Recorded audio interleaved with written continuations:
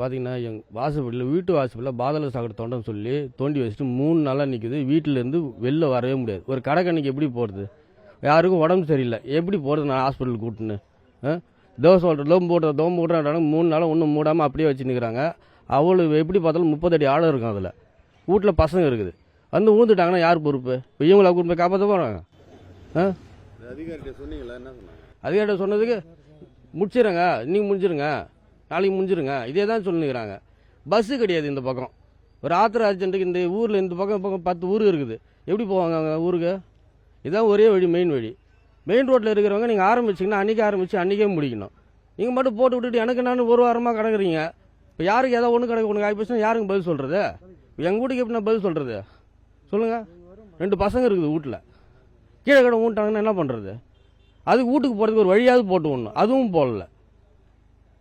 துண்டை வீட்டு ஸ்டார்டிங்லேருந்து எண்டு வரைக்கும் ஃபுல்லாகவே தோண்டி வச்சுக்கிறீங்க. அப்புறம் எப்படி நான் வீட்டுக்குள்ளே போகிறது? உள்ளேருந்து ஒரு 2 வீலர் எடுக்க முடியல, ஒரு கார் எடுக்க முடியல, ஒரு ஆத்திர அர்ஜென்ட்டுக்கு வெளியே போக முடியல. வீட்டுக்குள்ளேயே இருக்க முடியும்னா 4 நாளாக பொழப்பில்லை எங்களுக்கு. நாங்கள் போவோம் வெளியில்.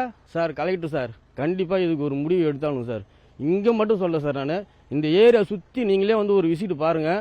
அங்கேயும் பள்ளத்தை தோண்டி வச்சு அங்கேயும் சரியாக மூடாமல் எத்தனை ஜேசிபி மாட்டிக்குது, எத்தனை டாடா ஏசி மாட்டினுக்குது, லாரி மாட்டினுக்குது. எடுத்து ஒழுங்காக பண்ணாங்கன்னா நல்ல பேர் சார் கவர்மெண்ட்டுக்கு. இதே மாதிரி பண்ணாங்கன்னா கெட்ட பேர் தான் சார் வரும்.